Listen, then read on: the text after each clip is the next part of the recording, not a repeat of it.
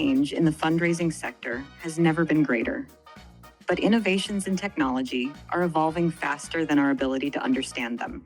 Are these advances good or bad? Do they have unintended consequences? And what is the application to the global fundraising sector? That's what we're here to find out. Welcome to the Fundraising AI Podcast, your up-to-date resource for responsible AI for the global fundraising community, hosted by Nathan Chappell and Scott Rosenkrantz.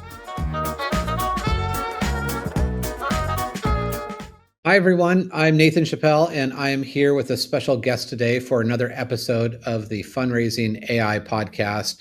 We say this not jokingly, like we've been waiting for this conversation to happen. It's probably been 6 to 12 months in the making, but today I'm joined by Jean Westrick from TAG, the Technology Association of Grantmakers. Did I say that right? I always want to add an extra word. No, you did it right. And we're colloquially known as TAG, everybody.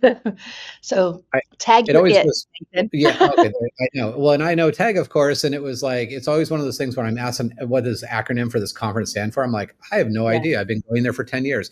So Jean, you are at a really cool place today. I'm calling in from the most boring kind of place ever. This is actually my last day in my office because I'm moving from California to Tennessee next week.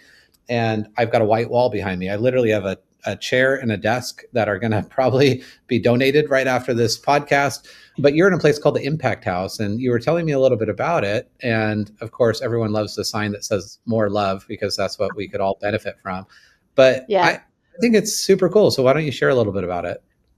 Yeah, I'd love to. So Impact House, I am really, really proud that it's here in my hometown of Chicago. It was actually started by a former Chicago Bears football player called Israel Adonza.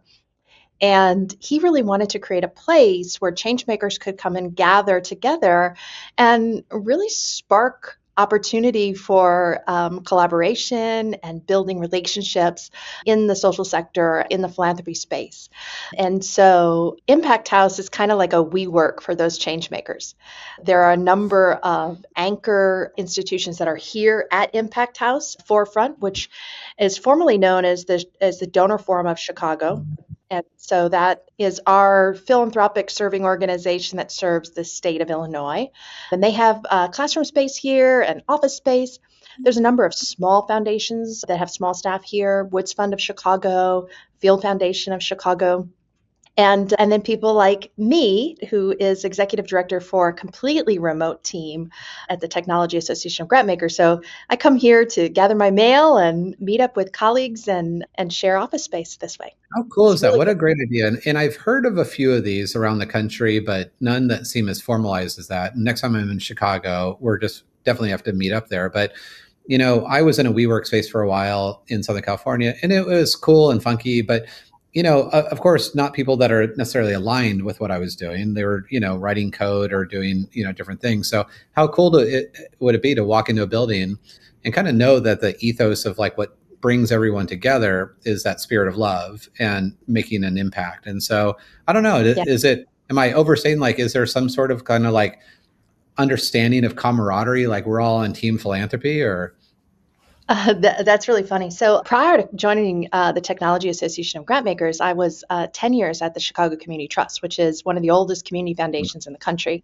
And I used to joke that the trust lobby was like the town square for the nonprofit community within Chicago, because you'd run into people, and I've been in this sector and have worked in Chicago for over 20 years, that you'd see who were in different roles and such. You get a little of that here at Impact House. And that is really cool. It's like to be able to run into colleagues that have moved into different roles, but they're still working to make more good happen. And so it feels really familiar. And yeah, we're all in it together.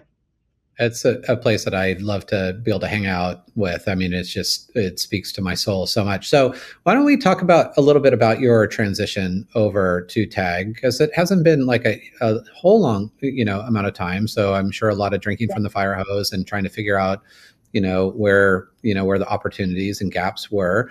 And then talk a little bit about what TAG is also. I really didn't know much about TAG other than when you came and you posted a framework for responsible AI, it definitely got my attention. I'm like, oh, this is a group. And And TAG almost seems like it could be so broad and do so many things. So maybe kind of guide people through your journey to TAG and then what TAG is. Sure, sure. So I've been in philanthropy a long time. I started my career in philanthropy here in Chicago at the Joyce Foundation. So a pretty large private foundation here that focuses in the Midwest.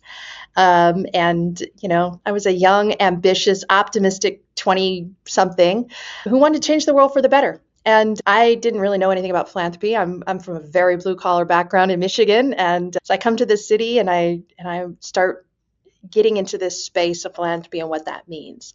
And so, that has really sort of guided my career choices to this point is the central thesis in philanthropy is to really improve our world, that we can change our world, that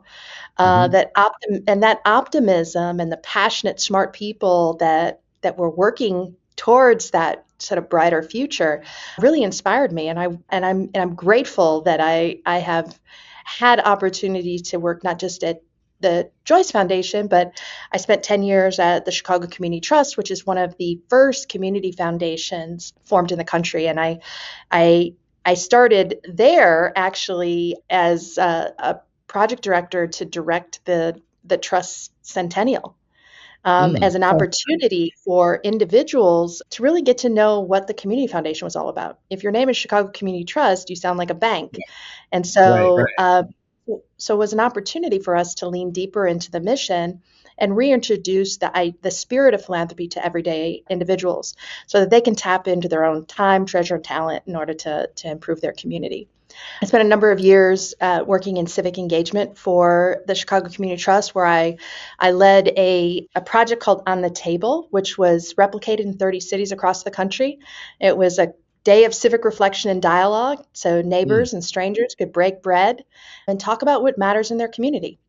And I still feel really sort of passionate about the fact that it is really important for people to come together and to I love that. collaborate on things that matter. Yeah. Yeah, what a great. I mean, there's no wonder why I've been drawn to like you and what you represent, because that is so like deep at my core of like, let's just like slow down for a second, share a meal and get to know each other. Like, we did it sounds so cliche, like when we were kids. So yeah, okay. Sorry to interrupt. That's so cool. No, no, no, no. I'm happy to talk about this stuff. I could talk about it all day long. And so it's that sort of hyper focus on community for Mm, a decade working for a community foundation and thinking about how to create experiences that would allow individuals to learn about and love their community deeper. awesome. And so I was very successful at doing those large scale public programs. Um, so successful that they pulled me in to work in operations, and I ended up in technology and really sort of helping make sure that we were leveraging technology strategically in ways that would really serve this 100-year-old organization for the next, foreseeable period of time. I'm not going to say 100 years because technology Right. moves much faster than that, but about it's almost a year now that I joined the Technology Association of Grantmakers, which is a very special niche. It's part of the philanthropy ecosystem called the Philanthropic Serving Organization. And we're a membership organization that serves a global philanthropy community, really sort of focusing in on technology and how it's used, not just to deliver the business of philanthropy, but also to advance the mission of philanthropy. So And were you yeah, expecting that? Well, like, were you expecting to spend your career now focused in technology? Were you an early adopter? Is that how you ended up into kind of the technology operations side, or has this been just like a newfound kind of passion of yours? I wouldn't call it a passion, but a necessity. Okay. Yeah. So I mean, I spent a lot of time sort of talking about sort of AI recently, and Mhm. I always start with my own personal journey, my own personal technology journey. And I'll give away my age. In 1995, I went off to Michigan State and I had work study, and I was assigned to the computer lab. And at the time, I didn't have a personal computer. But I was helping students set up their first email address. And I Mm, thought, oh, this is really super quaint. I'll be able to email my friends at other universities or my professor right. about my assignments or whatever. I really did not think that it would be a slow death by email every day as my No, inbox back keeps then you filling were up. like excited. You're like, I got an email. Like, oh my Yeah. gosh, I got 5 emails today. This is amazing. Yes, yes, yes. And so that's 30 years ago next year. Wow. Um, Okay. and and it seems like a long time, it seems like a lifetime, but at the same time, it's a very short period of time where we go from an analog world to a digital world. Right. And you can't get around the fact that technology is so ubiquitous and sort of wrapped in the way in which we work and communicate and engage with one another. And so I was really sort of taken by that. So after I left the Joyce Foundation, I spent a number of years working on STEM education Mm, issues, and really thinking about this, that if technology is going to be built into our lives in the way in which it is, we need to make sure that all students have great opportunities. I really wanted to make sure that young women felt that they could pursue STEM careers just as right. as much as their male counterparts. And so that was really something I worked for close to a decade. I worked at Chicago Public Schools. I worked at the Museum of Science and Industry. I worked at the University of Chicago, all on big issues to advance STEM education. And then ended up back in philanthropy at the Chicago Community Trust, where I wanted to take some of those lessons about, you know, how people learn, how people experience things in order to help shape their behavior and their to help them engage with their community deeper, and focus that on philanthropy. I ended up really in technology as an accidental techie because I was Mhm. very good at managing big complex projects. I was a good translator to a variety of audiences. And so they needed help doing a huge, big project. So I ended up spending the first year of the pandemic basically working 16 hours a day on a huge tech project for the Chicago Community Trust, and learned a lot. And I knew that I didn't know very much. Like Oh, not got it. being a technologist by training, I had to put myself into the shoes of trying to translate business need to engineers and be able to make sure that we were going to build what we wanted to, and it was going to be the most efficient way to get there, as well as the most effective way to sort of deliver on those business goals. And so I would say I was an accidental techie, but I was very good, I think, at asking good questions and keep Yeah. asking questions till I felt confident that I understood what I was talking about. Well, and that's probably one of the greatest skill sets today in the world of generative AI is asking questions. I wrote an Mm, article about the curiosity mindset. And, in times of change, where many people don't like change, those that are curious and being willing to kind of ask, well, what if, or how, or, what if I tried this? Like, that is now becoming like this insanely valuable human asset. I think curiosity is like this just untapped thing that many of us take for granted, don't think a lot about, but actually can, use and practice. And it's interesting, our paths kind of cross in different ways. So I was a technologist that was an accidental fundraiser, and mm, 20 years probably in the fundraising world was super frustrated by the lack of technology in our sector. And now, kind of full circle. And this is where we all come together in this great democratization of data, technology, AI, in our sector. So with TAG, again, I think my orientation was you decided probably, I guess, pretty early on in your tenure there to talk about not just the need to use AI, but to use it well. And that, yeah, caught my attention because I think from 2017 to 2021, probably, I spent a lot of waking hours trying to convince people that they should use AI. Like, you should use it. This is the future. It's the wave. And, those that wait, may never catch up. And I became much less concerned with that around 2022, 2023 for sure. And in fact, not encouraging people not to use AI if they didn't use it well. And so you came at this kind of with this, you had this background and, kind of large scale data operations types things. and you decided to come out with a framework and kind of a purpose statement on using AI, but using it well. What was the genesis of that? Is this something that you were up at night, you couldn't sleep about, or you had clients asking for it? Like, what was the thing that caused that to come to fruition? I wish I could take credit for the responsible framework for AI adoption for philanthropy, but that actually goes to my predecessor, Chantel Forrester. Okay. So she foresaw that, and she was getting a lot of questions from TAG members who were coming to her saying, "Hey, what do I do about AI?" Okay. And really, it was from those questions about what should we do? How do we do it safely?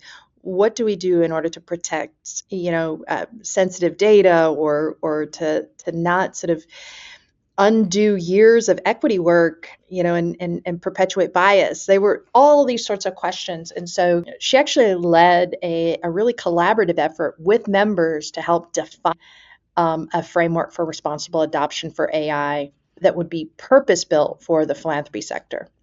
And so that was released actually the first week I started at Okay. TAG, December. Good And timing. yeah, so I benefited from all of this attention because of that. So Chantel and I overlapped about 1 month, and Okay. during that month, it was like, teach me how to do my job. And oh yes, and by the way, you're going to have to be the spokesperson for responsible AI for the sector. Here you go. And Right. so I have been really on this like incredible outreach effort. I think beyond the 400 plus members that are in the tag network, Hmm. I've spoken to another probably 1,500 individuals at other grant making organizations, through a variety of different webinars or events. I've moderated a lot of conversations. I've delivered a lot of presentations, really just getting people up to speed. And so the release of ChatGPT, because of its straight to market strategy to Yeah. individuals rather than going through business adoption and doing things that have traditionally how new technologies have rolled out, meant that the genie was already out of the bottle, that Right. individuals at organizations were already experimenting and exploring with AI, and organizations are still running to catch up to So make sure that there's that. So, yeah, so on that, like, running to catch up, where, I spend probably more time with the rank and file nonprofit that yeah. is, kind of between passive AI use, not a lot of active AI use, where meaning like I have strategic goals in 3 years that I want to know how AI is going to help support those and accelerate our ability to enact change. But I consider more passive, where it's like I'm using it on the fringes to kind of streamline a few little things to make my job a little bit easier or faster. So we're still like, well, AI adoption, if it's classified as I use a tool, is very high, but like immersion with it is very low. Where are the tag members that you're seeing at kind of in this AI transformation journey, and what questions are they wrestling with, largely when they're, either talking with each other or talking with tag about like where we're at in the sector and where we're going? Yeah, I think that's a great question. And so, within the AI framework, the responsible AI adoption framework, we talk about AI adoption in sort of three buckets: individual adoption, organizational efficiency adoption, and mission attainment. I Mm, think within the enterprise solutions, those last two buckets, I would think about it as there's AI for productivity, there's AI for service delivery, and there's AI that you're going to sort of get some deeper analysis or some sort of deeper insights. When we understand what's happening in the philanthropy space, I would point people to our recently released State of Philanthropy Tech Survey. So that mm, survey just was issued. We released it on October 29th. It's up on our website. And what we found is that 2/3 of organizations report that individuals are using AI. When we add that to departments or enterprise uses, that goes up. Only 4% of funders in that survey reported that there's enterprise-wide use of mm. AI. And those would be your largest, most resourced more sophisticated technology departments using it. About 20% are not leveraging AI at all and have no interest in leveraging AI. When we unpeel the onion a bit further and look at the kinds of things that they're doing, I agree with you. They're pretty basic productivity, nibbling around the edges. 70% report that they're using it for meeting notes and video transcriptions. Those would probably be your AI companion or some other tools that are built in. 2/3 are using it for drafting emails or some sort of correspondence or some sort. When we get at some of the more interesting sort of use cases, it's much, much, much smaller. So only 2% report using AI to support grant making decisions or to surface grant making bias. They're Right. using it to evaluate their own grant making and using it to inform grant making. There's a handful of folks who are thinking about doing some analysis of their own data and seeing what insights that has. But those are really, really nascent and limited at this stage. But there are a few, bright spots out Yeah. there. I mean, it's a journey, not a destination. So, we're all in this journey. Some are a bit more progressive in it. Some are kind of a more wait and see. We'll definitely put a link to that report in the show notes so that people can download that, including also the responsible AI framework. It is very aligned with the fundraising.ai framework of just this idea that, with great prediction comes great responsibility, and that in the philanthropic sector, which relies essentially on the currency of trust, that the stakes are high, right? We absolutely, I think, have an imperative to use AI to amplify mission in the most efficient and effective way possible, but not at the expense of trust. And so I think our organizations early on saw this, broad adoption and thought about, well, what can we do to help steer people into a direction of using it for good, not just in the short term, but the long term as well. So as you're thinking about, and we kind of can close a little bit on this last part, but as you're thinking about where we're at today, obviously you mentioned ChatGPT, came out actually in 15 days or something, 18 days or something. It's by the time this podcast comes out, it will be almost, 2 years on the button. Yeah. That this tool came out that made basically AI accessible and also affordable, really for the first time. And I mean, pretty remarkable, right? When we see like the adoption of like the internet or personal computers and how long those took to like 2 years and like 100 million active users a week and all these incredible statistics. What excites you today about kind of where we're at in society? But also, we wouldn't be doing our job if we also didn't talk about what concerns do we have about, where the technology is going, because I think by thinking about and wrestling with the philosophical questions sometimes, like, are humans needed in the future of fundraising, we can shape that narrative. The narrative is not prescribed for us. Like we are able to steer this technology in by having these difficult conversations. I agree with you. I think that we need to really, really sort of understand what our mission is, and that there's no way that we should ever sort of outsource what is core to our mission to any sort of tool whatsoever, because AI is just that. It's a tool. I think that there are certainly philosophical questions that I think that philanthropy needs to be involved in because of the disruptive nature of the technology itself. And so the causes that philanthropy aims to advance, whether those be workforce issues or environmental issues, all of those sorts of issues to improve accessibility and inclusion for all, these are philosophical questions that we need to make sure that we're moving with intention and ethically. As we peel back the sort of the pragmatic, practical stuff that organizations need to do today is certainly need to get their governance house in order and start having these conversations as a community and thinking about what is their responsible use and how will they use it within their organization. And so that is not a one and done. That is an actual sort of journey and a conversation that you have to have and involve the entire staff. This shouldn't be something that should be excluded, but if we do want accessible AI, we need to make sure that we're being inclusive to everyone and everyone has a seat at the table. I think the other sort of issue is that, and you know this as well as anyone, is that good AI requires good data. Hmm. And so we have underinvested in our data frameworks, and this is time to really sort of get your data house in order. We also know from the State of Philanthropy Tech Survey that far too few foundations have a data governance policy. Wow. So get a data governance policy and address that. And that'll help sort of unpack some of these barriers to adoption. The State of Philanthropy Tech Survey, when we asked what are the main barriers for adopting AI at your organization, data privacy and security was the number one. Lack of AI skills or knowledge about how to leverage AI was number two.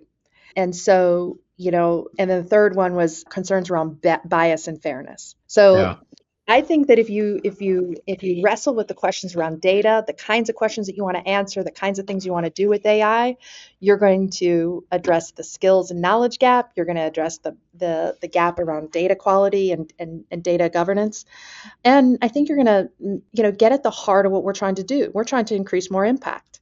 We're not just Yeah. collecting data for the sake of data. We're collecting data in order to learn from that data so that we can make better decisions. So we can double down on our priorities in the things that make sense and work. And so we need to be really intentional about this from soup to nuts. Yeah, it's I love what you're saying. Is time to get the house in order, make sure it's multidisciplinary, so it's not just one person, that it's owned by the entire organization. And it is true in the nonprofit sector. Speaking to the fundraising side of the house, in the direct services and fundraising side, it's amazing how many organizations. I was talking to one last week that's been around for 30, 40 years, and they don't even have a gift acceptance policy, so let alone data governance policy. And now we're talking about an AI policy that is iterative, that it has to, it's not a one and done thing, to your point. It is something that you have to continue to update. And so this is a side of the house that I think nonprofits, grant recipients and grant makers have to really be aligned on. If we are going to do our best collectively to amplify mission, to serve, I'd say, inequities and inequalities that will continue to grow as a result of AI, that our sector has to be enabled to respond to that. And the only way we'll do that well and with any degree of success is if we really take this portion of the business seriously. Yeah, I would also, say that as we've seen, and this because our business, our sector, really the currency that we trade is trust. Right. We're a relationship based sector. And trust is core to the relationships that we make from the donor side, as well as for foundations to really serve in that neutral convener role, where you're convening ideas and resources and stakeholders in order to make good on these big challenges. We have absorbed a lot of change in a short period of time. Not just in my 30 years, as I talked about the history of the internet, but just think about 4 years ago, we were in a pandemic. And we went from folks going into the office 5 days a week to now almost 90% of grant makers are in some hybrid or remote situation. Wow. There's a very sort of small sliver of folks that are doing a 5-day a week back. Wow. Yeah. And I don't think that the genie is going back in the bottle on that one. Pretty hard. Yeah. That was possible because of technology. It was possible because of investments in making sure that folks could have the types of resources that they needed and they could do that. But to continue to sort of absorb a lot of change, we're going to have to do that with intention and make sure that we're bringing people along. And that is where I think that philanthropy needs to address is that we've gone from a sector that was focused on charity and addressing sort of like poverty issues and human suffering, to trying to address root causes, to trying to sort of practice trust-based philanthropy and partnering with community more intentionally. I think we now need to focus on building resiliency for our communities, however that is defined. And that's going to be the key to making sure that we're able to weather whatever advancements happen with AI or otherwise in the tech space. Yeah, so many great sound bites, and I can't wait to analyze the transcript with AI to pull all of those out. There's a lot for people to benefit from. One last question, which is just a question that I can't help ask anyone. Do you have an AI tool that is like your go-to before your first cup of coffee, or do you kind of use AI more on the fringes? I definitely do not use AI before my coffee. Okay. Okay. Um, Good for and you. and I certainly have probably used ChatGPT more than other tools. I like Claude as well, but AI is now being built into a lot of our tech Good thing. stacks. And Yeah, so it's becoming more and more sort of part of us. And so it's not something that it's like, oh, I go here to do this AI thing. It's just becoming an extension of the work that we're already doing. I will say that for folks who are curious, and you can get more of this from the State of Philanthropy Tech Survey, the free version of ChatGPT, that's the most commonly used by grantmaker yeah, professionals, followed by Copilot, Zoom Companion, and paid versions of ChatGPT. The other ones drop off considerably. And I think that it's not because ChatGPT is the best. It is not. There are other products that might be better for whatever solution that you're trying to exactly. go out and do that. But I think it goes back to the straight to consumer, the Yeah, individual consumer market strategy, which meant that, if you're Kleenex, now you're Kleenex. right. Yeah, yeah, made it Just- right, entirely accessible. The thing that becomes very sticky about it is that when they added memory to ChatGPT, so essentially now, over the last 6 months, when I interact with it, it's getting to know me better. And so, while there might be other tools, you have this sense of like, well, I've invested, it knows me a bit better. In fact, I actually just canceled my Claude version about 2 weeks ago because I was using Claude, Perplexity, ChatGPT for different things, to your point.